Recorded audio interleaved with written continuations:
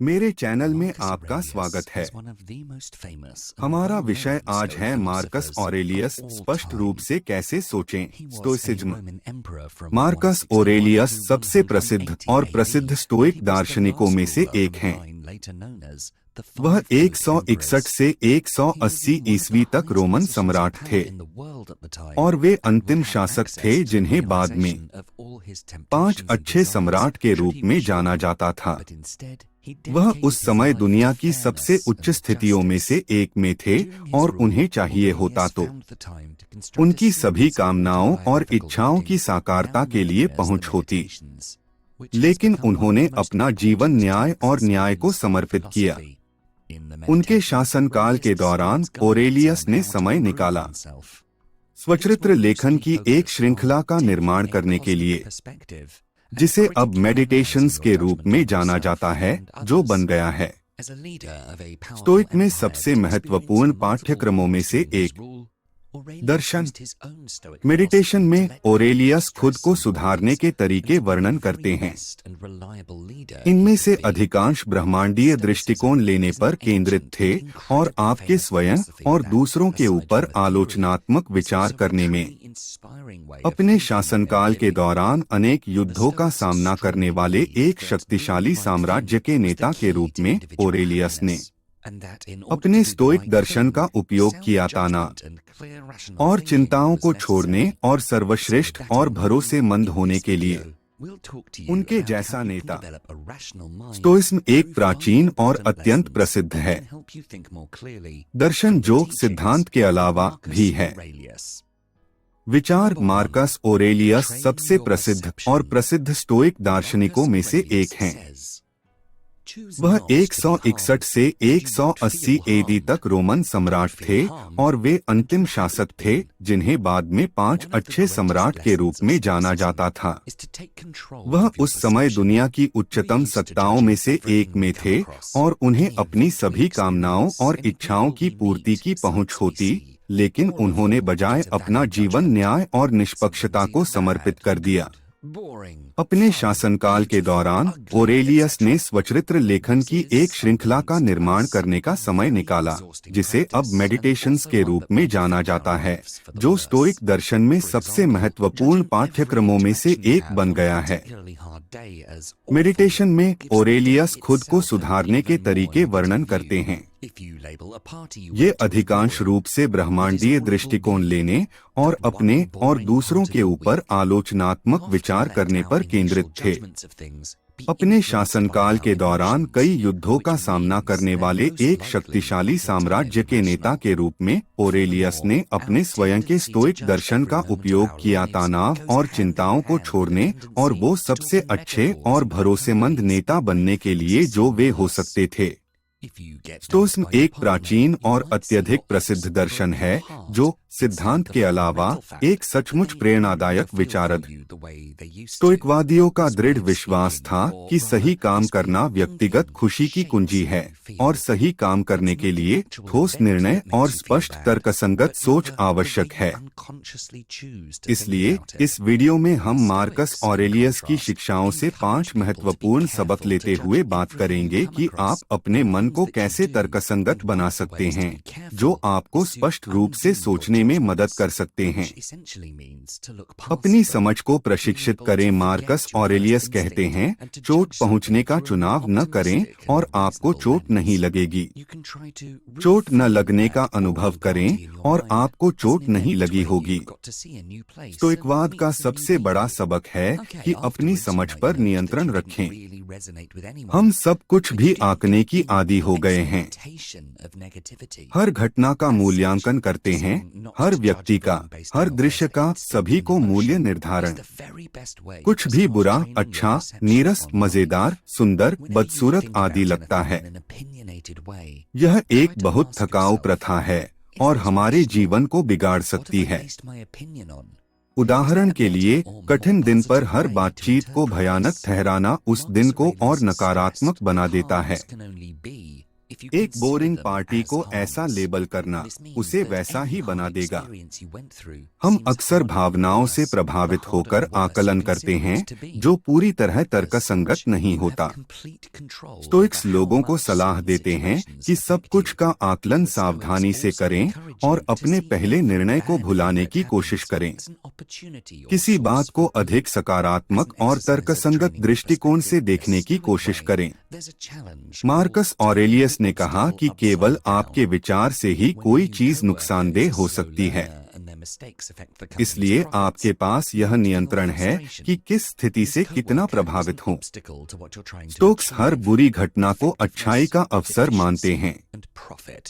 इसलिए सब कुछ का अतिरंजित आकलन न करके वस्तुनिष्ठ दृष्टिकोण अपनाएं तो जिंदगी सरल और स्पष्ट लगेगी। हर स्थिति का सकारात्मक और नकारात्मक दोनों तरह से अर्थ निकाला जा सकता है। जब आप अपने दृष्टिकोण को समायोजित करेंगे तो जीवन आसान लगेगा। मार्कस ऑरेलियस हमें सलाह देते हैं, अपनी भावनाओं को अपने मन की बात पर हावी न होने दें। कपटी न बने, स्वार्थी न बने, चिड़चिड़े न बने। भावनाओं से प्रेरित होकर काम करना तर्कसंगत ढंग से काम करने के विपरीत है। कुछ भी हमारे निर्णय को हमारी भावनाओं से ज्यादा धुंधला नहीं कर सकता। इसलिए स्पष्ट रूप से सोचने के लिए भावनाओं पर नियंत्रण रखना बहुत जरूरी कौशल है। मार्कस ऑरेलियस के अनुसार विशेष रूप से क्रोध हमें अधिक नुकसान पहुंचाता है। भावनाओं को नियंत्रित करना उन्हें दबाना नहीं है। क्रोध पर नियंत्रण स्टोइक के अनुसार भावनाओं को पुनर्निर्देशित करके होता है। यह सोचें कि क्रोध से क्या फायदा होगा और क्या नुकसान। फिर भावनाओं को लाभदायक ढंग से व्यक्त करें। चिंता और डर को भी दबाने की बजाय पुनर्निर्देशित करें और चुनौतियों का सामना करने के लिए इस्तेमाल करें। भावनाओं पर नियंत्रण शांत मन की कुंजी है। हर स्थिति में पहले यह सोचें कि मैं किस पर नियंत्रण रख सकता हूं। जो नियंत्रण में न हो उसे स्वीकार करें। जो हमारे नियंत्रण में है उस पर ध्यान दें और जो नियंत्रण से बाहर है उसे जैसा है स्वीकार करने का प्रण करें। यही मानसिक शांति देगा। नियंत्रण का द्विधा सिद्धांत। मार्कस ऑरेलियस के शब्दों में, आपके पास अपने मन पर तो नियंत्रण है, बाहरी घटनाओं पर नहीं। इसे समझें और आपको शक्ति मिलेगी। नियंत्रण का द्विधा सिद्धांत इस बात को समझाता है कि हमारे नियंत्रण में कौन सी चीजें हैं और कौन सी नहीं। जैसे मौसम, ट्रैफिक की समस्याएं या लोगों का आपके बारे में क्या सोचना, ये सभी आपके नियंत्रण से बाहर हैं। लेकिन आप क्या पहनते हैं, कब निकलते हैं और किन लोगों के साथ रहते हैं, यह आपके नियंत्रण में है। इसलिए जब भी कोई परिस्थिति आपको कुछ खास तरह का अनुभव कराती है तो पूछें कि मैं किस पर नियंत्रण रख सकता हूँ। जो भी आपके नियंत्रण में है उस पर कार्रवाई करने का कारण है। जो भी आपके नियंत्रण से बाहर है उसे बिना प्रभावित हुए स्वीकार करना और गले लगाना सीखना चाहिए। इन दोनों के बीच अंतर समझना और तदनुसार कार्रवाई करना आपके मन को तुरंत साफ कर सकता है। नियंत्रण के द्विधा सिद्धांत का एक बहुत ही महत्वपूर्ण हिस्सा अमोर फाटी है, अर्थात भाग्य के प्रति प्रेम।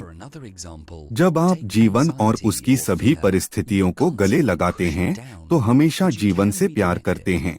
आप भाग्य से बच नहीं सकते या अपने नियंत्रण से बाहर की परिस्थितियों का फैसला नहीं कर सकते, लेकिन आप किसी भी स्थिति में अपने जीवन से प्यार करने का चुनाव कर सकते हैं। अगर आपको किसी ऐसी नौकरी के लिए अस्वीकृत कर दिया जाता है जिसकी आप सालों से कामना कर रहे थे, तो ऐसी स्थिति में आपको लग सकता है कि इसका कोई उपाय नहीं है। लेकिन यह गलतफहमी है। इसे नकारात्मक रूप से न लें, बल्कि इसका उपयोग सकारात्मक रूप से करें। अगर कारण आप में कमी थी तो उस पर काम करें, या फिर बाहरी कारण था जो आपके नियंत्रण में नहीं था। भाग्य को स्वीकार करना और नियंत्रण में जो है उस पर ध्यान देना ही मानसिक शांति देगा। गुणों को ध्यान में रखें। मार्कस ऑरेलियस के शब्दों में अपने अंदर गहराई से खोजें, वहाँ भलाई का एक स्रोत है जो हमेशा बहने को तैयार है। गुण उत्कृष्ट चरित्र का लक्षण है, अर्थात नैतिक रूप से अच्छा व्यवहार। नैतिक व्यवहार से न केवल आपका भला होता है बल्कि सबका भला होता है। स्टोक्स का मानना था कि जो बड़े हित के लिए है वह व्यक्ति के लिए भी हितकर है। इसलिए सबसे तर्कसंगत वो हैं जो बड़े हित के लिए काम करते हैं, अर्थात गुणवान जीवन जीते हैं। जब जीवन अप्रत्याशित मोड़ पर आता है तब गुण हमें मार्गदर्शन करते हैं और हमें जमीन पर रखते हैं। सबसे गुणवान लोग सबसे शांत और आरामदायक होते हैं। गुणवान बनने के लिए स्टोइसिज्म के 4 सबसे महत्वपूर्ण गुणों को ध्यान में रखना चाहिए: ज्ञान, न्याय, संयम और साहस। स्टोक्स की दृष्टि में ज्ञान अच्छे बुरे, मध्यम या तटस्थ का आकलन कर पाने की क्षमता है। भावनाओं के बजाय नैतिक रूप से सही क्या है उस पर तर्कसंगत रूप से सोचना चाहिए। कठिन स्थिति में ज्ञान से दोनों विकल्पों पर विचार कर पाते हैं। फिर न्याय ज्ञान से प्राप्त होता है और स्वयं व दूसरों के प्रति सही व निष्पक्ष होना है। तीसरा गुण साहस है, अपने भय के बावजूद कार्रवाई करने की क्षमता। फिर संयम, अति व अल्प के बीच संतुलन बनाए रखना। संयम से दीर्घकालीन कल्याण सुनिश्चित होता है। गुणों के अनुसार जीवन जीने से मन शांत रहता है। हमेशा बड़ी तस्वीर देखें। मार्कस ऑरेलियस के अनुसार बड़ी तस्वीर देखना मन को साफ करने का महत्वपूर्ण हिस्सा है। जब हम पीछे हटकर संसार को देखते हैं तो हम अपने अनुभव की छोटी सी दुनिया को समझ पाते हैं। हमें अपने विचारों और पूर्वाग्रहों से दूर हटना चाहिए। दुनिया के कल्याण को ध्यान में रखते हुए निर्णय लेना चाहिए। जब हम जीवन के विकल्पों पर विचार करते हैं तो कई बार हम उन चीजों को भूल जाते हैं जो हमारे लिए उपलब्ध हैं। सब कुछ के बारे में सोचना और दूसरों के परिप्रेक्ष्य को समझना महत्वपूर्ण है।